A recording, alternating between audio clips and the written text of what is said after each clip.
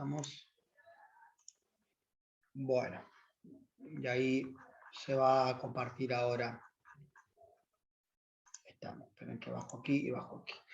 Bueno, ustedes ya sabían por adelantado ya de que la acreditación para lo que es historia americana del siglo XIX, lo que se solicita es la elaboración de un trabajo monográfico, ¿no? Un trabajo que es una monografía de tipo bibliográfica, es decir, la idea es hacer una investigación exhaustiva en cuanto a qué se escribió con respecto a uno de los ejes que ustedes van a elegir.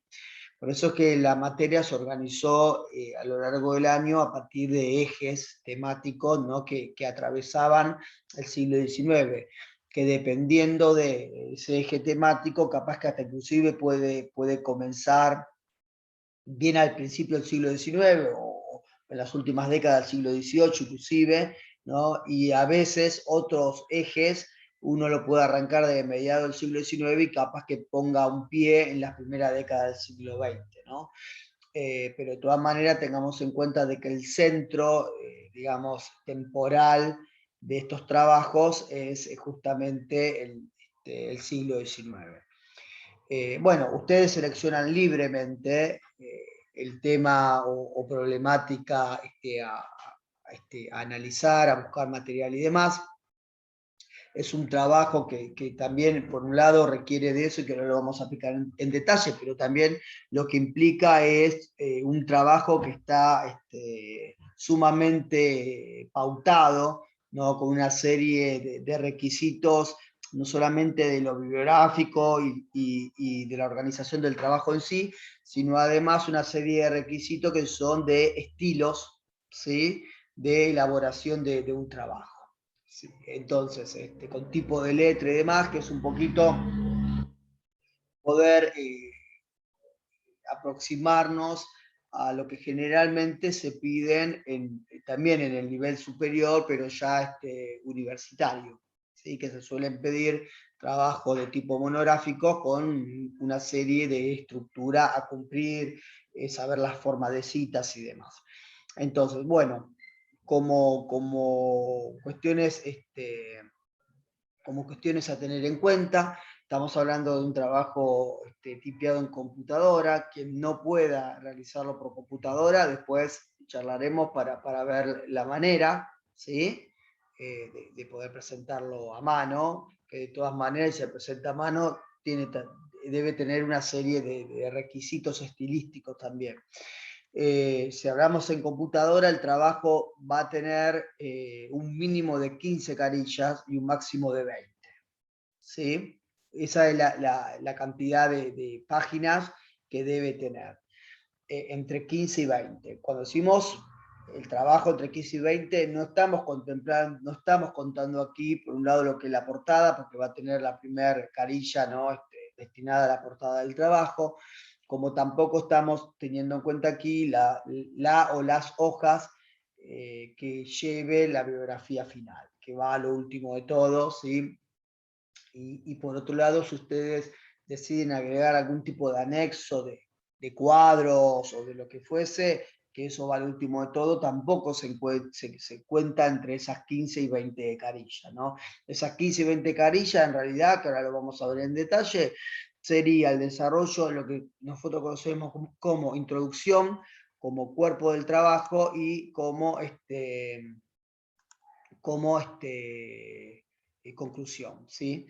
Entonces, el tipo de letra que vamos a utilizar es el que generalmente utilizamos, ¿no? El Times Roman tamaño 12 con un interlineado de 1,5, ¿sí? No utilizamos ni sencillo, no pongo los márgenes, pero los márgenes de la hoja son los normales, así que de 2,5 y 3 de un lado, 2,5 y 2,5, ¿sí? Los márgenes son los márgenes normales. Sobre la estructura del trabajo, ¿no? Bueno, por un lado, ustedes van a tener una portada, van a ofrecer una portada, que esa portada va a brindar los datos de quién pertenece al trabajo, ¿no? El título del trabajo, el instituto, ¿no? La carrera Debajo podemos poner la carrera, el curso, el alumno o la alumna, el nombre del docente, el año de aprobación de la cursada, ¿sí? Por ejemplo, aprobación de la cursada 2.2021, y luego la fecha que se está enviando ese trabajo para la acreditación. Bien, esa es la portada. A partir de acá comienza el conteo, digamos, de esas 15 a 20 páginas, que sería con la introducción, ¿no? En la introducción, digamos, lo que se debe expresar es, por un lado, la importancia que ustedes le adjudican a ese tema que eligieron para el caso de América Latina, ¿sí? Eso por un lado. Y por el otro lado también, lo que se presenta es un breve resumen de cómo se divide, digamos, el cuerpo del trabajo, las temáticas que se van tocando a lo largo del trabajo. Bien, como un resumen. Generalmente la introducción lleva a una carilla, generalmente lleva una carilla. Luego ya en el cuerpo de la monografía, lo que conocemos como la parte de desarrollo, que no tenemos que poner ni cuerpo de monografía o desarrollo, ¿no? Ahí vamos con los subtítulos directamente, lo digo por las dudas, porque la introducción sí ponemos introducción, pero aquí no, aquí ya vamos al desarrollo, ¿sí? Nosotros lo que necesitamos es primero organizar ese desarrollo en subtítulos, ¿sí?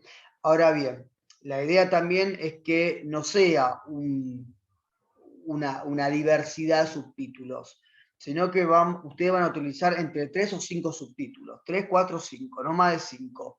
Si tengamos en cuenta de que esto lo vamos a hacer entre alrededor de 15 hojas, ¿sí? Quizás menos, quizás 13 hojas. Entonces la idea es, ustedes van a demostrar con los subtítulos que vayan eligiendo, van a demostrar cómo logran incorporar esa información que fueron leyendo, ¿no? Y cómo lo logran integrar. A veces sucede que mandan en monografía donde ponen un subtítulo y ponen un párrafo, 2 párrafos, otro subtítulo, y no, en realidad es un subtítulo y tendremos 1, 2, 3, 4 carillas, y luego otro subtítulo y demás. También para organizar mejor esto, porque el requisito del trabajo responde a lo siguiente, ustedes van a dedicar el primer subtítulo, o según como lo presente uno, puede ser el primer subtítulo y el segundo, supóngase que van a usar 5 subtítulos, el primer subtítulo o el segundo, cuyo contenido de lo que va a tratar es el contexto general de América Latina con respecto al tema que eligieron. ¿Sí? Lo primero que van a agregar ustedes allí es sobre ese tema visto para América Latina. Ahí tenemos dos posibilidades, ¿no? Por un lado es trabajar con la biografía de autores que trabajan de manera general en América Latina, que no trabajan puntualmente sobre ese tema. Y después también lo que podemos hacer ahí es buscar autores que trabajan capaz que países puntuales, el tema que yo estoy haciendo, y en ese caso lo tengo que leer, lo tengo que sintetizar, integrar con los otros autores y armar, ¿no?, como un collage de América Latina, sin meter al país que yo voy a elegir para desarrollar después. Los otros subtítulos van a ser del país que yo selecciono. Ahora vamos a ir con ejemplo de estos ejes problematizadores o temáticas como para verlo, ¿sí? Luego la conclusión. La conclusión no es un resumen del trabajo, ¿sí? La conclusión es justamente un resultado analítico, ¿no? Sobre la biografía que se trabajó, sobre el tema, ¿no? Es una reflexión, ¿no? Es una conclusión. También generalmente es una carilla o un poquito más de una carilla, pero no más de eso, ¿no? Finalmente, en la última hoja van ustedes a colocar la lista bibliográfica, ¿no?, lo que se conoce como bibliografía final, que eso también está pautado cómo se tiene que presentar, ¿sí? No es que uno tira la bibliografía ahí, no solamente tiene que estar ordenado, que ahora lo vamos a ver, ordenado alfabéticamente, ¿sí?, siguiendo las iniciales de los apellidos de los autores, sino que además tiene una serie de requisitos de cómo se cita si es un libro, si es un artículo de una revista, si es un artículo de una compilación de un libro, ¿sí? Y ahí va a estar con ejemplo como lo vamos a ver. Bueno, algunos puntos centrales a tener en cuenta para la realización de la monografía. Por un lado, como dijimos, ¿no? Ustedes tienen que elegir un eje problematizador estructurante, un tema que estructure, ¿sí? Esto es fundamental.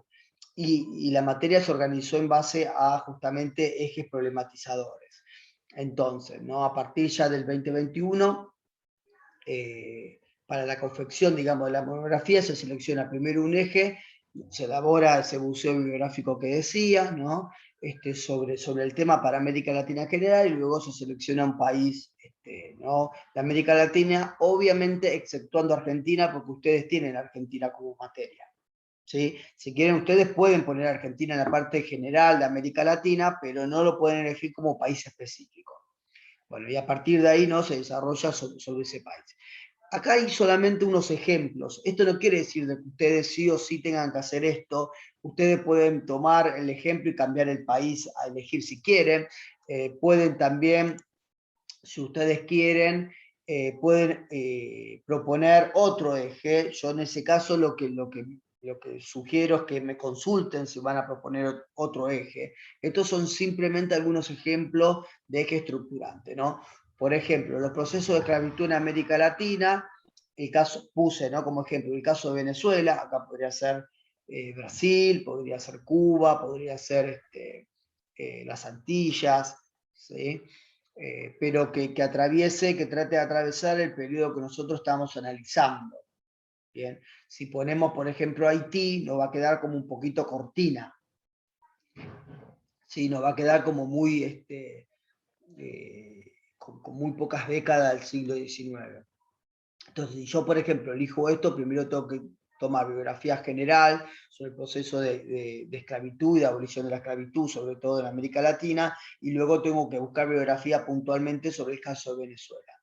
Otro ejemplo, producción, desarrollo e inserción de las economías primarias, el caso de Chile, acá se podría cambiar por cualquier caso de cualquier otro país, el imperialismo europeo y norteamericano en América Latina, que es un tema que no llegamos a ver, por ejemplo, pero a quien le interese lo puede seleccionar. Acá puse el caso de México, porque algo en el texto de Camp plantea. La construcción de los estados nacionales en América Latina en el siglo XIX, Ecuador, por ejemplo, las oligarquías latinoamericanas en la segunda mitad del siglo XIX, México, las conformaciones territoriales de los países latinoamericanos, Paraguay, la organización de la clase trabajadora latinoamericana en el siglo XIX, Cuba, los cambios demográficos en América Latina, el caso de Uruguay, las enfermedades infectocontagiosas o las epidemias, si quieren, para buscar otros, ¿no? En América Latina durante el siglo XIX, pongo el caso de Perú, el fenómeno inmigratorio en el siglo XIX, Brasil, la inserción en América Latina en el mercado internacional, el caso brasilero, las inversiones extranjeras en América Latina en el siglo XIX, el caso mexicano, bueno. Estos son ejemplos simplemente. En todo sucede lo mismo. Hay un eje problematizador. Ese trabajo se va a organizar a partir del buceo que ustedes van a hacer de biografía para buscar todo tipo de información sobre lo que van a realizar. Una primera parte va a estar destinada a lo que es América Latina de ese tema. Por ejemplo, si elijo las oligarquías latinoamericanas del siglo XIX, voy a tener una primera parte para trabajar cómo son las oligarquías en América Latina en ese momento. Ahí podemos trabajar con textos generales de América Latina, pero también con algunos textos específicos. Ahí puedo agregar algo de las oligarquías en Argentina en el siglo XIX, como también puedo agregar las oligarquías en el caso de Colombia, por ejemplo, en el caso de Chile, por ejemplo, ¿sí? Y luego, sí, los otros subtítulos es analizar el caso mexicano, ¿sí? Pero eso es como idea. Sobre la bibliografía se debe recordar que se trata de un trabajo de investigación bibliográfica, ¿no? Esto lo que implica es un buceo bibliográfico importante por parte de ustedes, ¿bien? Yo sé de que bueno, ahora estamos con la cuestión de la pandemia y si bien las bibliotecas ahora están comenzando a abrir, ¿no? Es todo muy reducido, pero lo cierto es que de que también antes de la pandemia, cuando muchos de los estudiantes que realizan la monografía lo hacen a partir de material de la web, que no está mal, porque la verdad que Internet nos ofrece una gran diversidad de textos, desde libros escaneados hasta artículos de revistas especializadas de historia, ¿sí? Para trabajar. Pero tenemos que tener en cuenta los recaudos que tenemos que tomar con el tipo de material que vamos a trabajar, ¿no? Recordemos de que se trata justamente de un trabajo monográfico que tiene que estar a la altura, ¿no? De un nivel superior, de un nivel de profesorado. Por lo tanto, la bibliografía a utilizar tiene que estar a ese nivel, ¿sí? Por eso es ahí que menciona de que para el caso de los sitios web no se aceptan de páginas como blog, como Wikipedia o escritos que no tienen ningún tipo de sustento, relevancia ni nada, ¿sí? También importante, al menos como mínimo 10 obras o artículos tienen que tener ustedes en ese trabajo. ¿Sí? Es que le va a llevar, tema que elijan, van a tener que tener más o menos esta cantidad de artículos, como mínimo. Luego ustedes, a partir de ahí, lo que ustedes quieran, ¿sí? Pero tengan en cuenta de que se trata de un trabajo de buceo bibliográfico importante. Bien. Bueno, yo lo que dejo acá a mano para ustedes, que esto después lo voy a subir, por ejemplo, esto es un enlace de un directorio de revistas. Yo, si me meto a este enlace, me permite, salen una gran cantidad, una gran diversidad de revistas de historia con acceso abierto. Ahí tengo que ir viendo, tengo que entrar en la revista. Yo ahí tengo la revista, tengo por publicaciones por año, con toda la paciencia y el tiempo del mundo, tengo que ir ingresando en cada una de las revistas por año para ver lo que publicaron, los artículos y demás. Pero hay revistas de todas partes del mundo. Si yo, por ejemplo, quiero trabajar, no sé, algo sobre México o algo sobre Colombia, por ejemplo, puedo ingresar en la revista Transhumante, que es una revista de historia social, del cual en realidad hay artículos de todas partes de América Latina, hay de Argentina inclusive ahí, pero bueno, hay un peso importante de artículos de México o de otros o de otras latitudes, ¿no? Entonces, bueno, ahí yo lo dejo de referencia como para que ustedes después vayan ingresando y vayan viendo. Sobre las citas bibliográficas, ¿sí? Dentro del cuerpo del trabajo, dentro del desarrollo del trabajo, se debe realizar citas textuales, ¿sí? No tenemos que abusar de esas citas, obviamente, pero debemos hacer citas textuales de estos textos que voy a analizar. Cuando digo que no se debe abusar, digo no tiene que ser cita súper extensa, ¿sí? Con cuatro renglones o 5 es más que suficiente, pueden ser más breves también, eso va entre comillas, y cuando termino de hacer esa cita, tengo que citarlo de esta manera, no abro paréntesis, pongo autor, punto y coma, año, 2 puntos, y la página o páginas, ¿sí?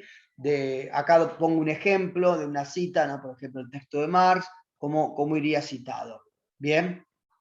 Pero es necesario la cita. También cuando digo no el abuso de cita es ir repitiendo la cita de un mismo autor. Ustedes tienen que ir como intercalando a esos autores. Se trata de una investigación bibliográfica justamente, ¿sí? Sobre las citas a pie de página, lo que podemos decir de que no van a ser utilizadas para citar bibliografía, ¿sí? La bibliografía, cuando yo cito bibliografía, va en el cuerpo del texto, ¿sí? No va a pie de página. Si yo hago una cita a pie de página, es solamente para extender lo que estoy poniendo ahí, o si necesito aclarar algo, o lo que fuese, pero no para citar bibliográficamente, ¿sí? Luego, sobre la cita, digamos, sobre la lista de la bibliografía final. Yo termino el texto, terminé la conclusión, bibliografía final, pongo la bibliografía final ordenada, ¿no? Alfabéticamente.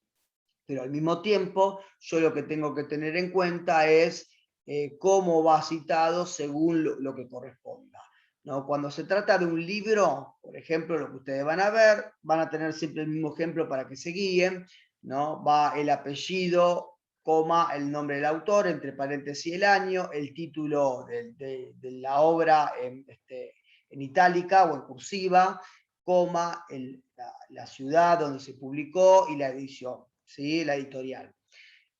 Cuando es un libro que es reeditado, por ejemplo el de Marx, ¿no? Que Miseria de la filosofía, si yo tomo un texto, si yo leo el texto de él, que el original es en el 47, pero yo estoy leyendo una editorial que es del 2005, lo que hago es poner entre corchetes el año original y luego entre paréntesis el año de la biografía que yo estoy viendo, ¿sí? Cuando se trata de dos autores, los tengo que nombrar entre punto y coma, ¿sí?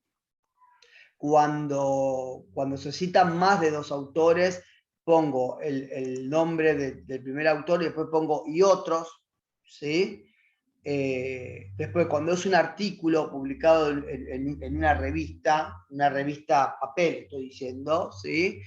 Se pone primero el apellido y el nombre del autor, luego el título en cursiva y entre comillas, ¿sí? Luego el nombre de la revista, el número y el mes y el año. Bien, como por ejemplo acá estoy dando el ejemplo de un artículo de Freud. Si es un artículo publicado en una compilación, es decir, un libro que adentro hay un montón de artículos, como por ejemplo el de Leslie Vettel, ¿sí? que lo hemos utilizado y demás. Leslie Vettel está como editor y es una compilación de diferentes artículos. Allí lo que pongo es el nombre del apellido, el título del artículo entre comillas y en itálica, luego ponemos el nombre del apellido del compilador o el editor, ¿sí? El título de la obra, la ciudad, la editorial, el año y las páginas que ocupan. Acá doy un ejemplo, ¿sí? De cómo se cita una compilación. Finalmente, si yo saco de la web un artículo de esas revistas de esas revistas digitales que yo les mencionaba allí, que ustedes pueden ingresar a partir del enlace que les dejé. Ahí lo que pongo es, por un lado, apellido y nombre del autor, el título del artículo, el nombre de la revista, el año si lo tiene, porque hay revistas que no ponen año, ¿sí? Hay otras que sí, el volumen, el número de la revista y las páginas, ¿no? Si las posee. Y luego lo que pongo es la dirección, digamos, exacta de la página web www. Acá pongo un ejemplo de uno de los textos que nosotros estuvimos trabajando, el de García Pérez, Conflictos territoriales y luchas fronterizas en América Latina del siglo XIX y siglo XX, en el nombre de la revista. En este caso no tiene año, ¿sí? Ni tiene número, tiene solamente volumen 18, 2005 y las páginas, ¿no? PP, las páginas de la 215 a la 241. ¿Bien? Bueno, esto es un poco la idea. Ustedes lo que van a observar también en lo siguiente, ustedes van a tener siempre por llamado dos fechas, por llamados estamos hablando, van a tener una fecha que es de entrega del trabajo, ¿sí? Y otra fecha que es para tener la devolución del trabajo. Este año particularmente es 15 días antes se entrega el trabajo monográfico, ¿sí? Y luego ustedes tienen la devolución.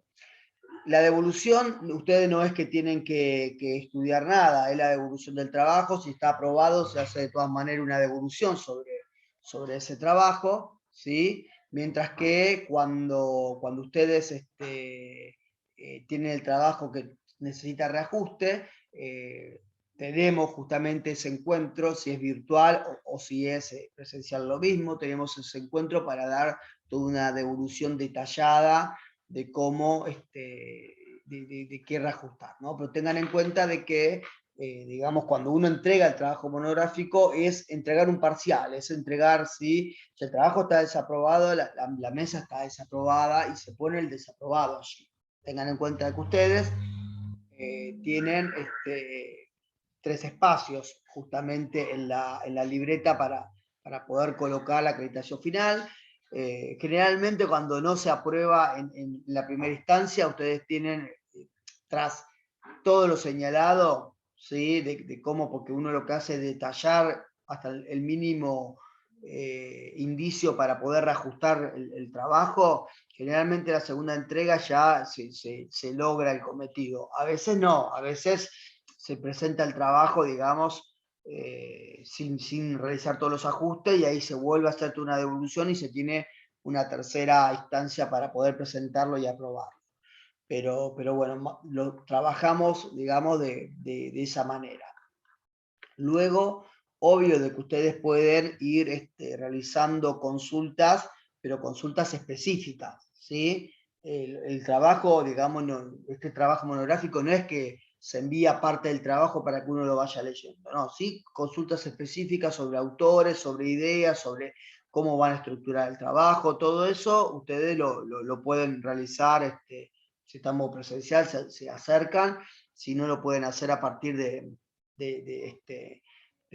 mail o del Classroom. El Classroom va hasta el 30 de abril, el Classroom va a estar ahí abierto, no es que se va a cerrar ni nada, ¿sí?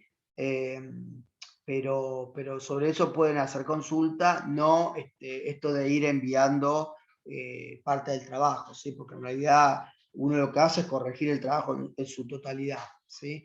Y después, bueno, tengan en cuenta que tienen, digamos, fecha límite de entrega, por decir algo, si yo lo quiero presentar ahora ya, en el primer llamado, tienen que tener en cuenta esa fecha de entrega que siempre aparece publicado, ¿sí?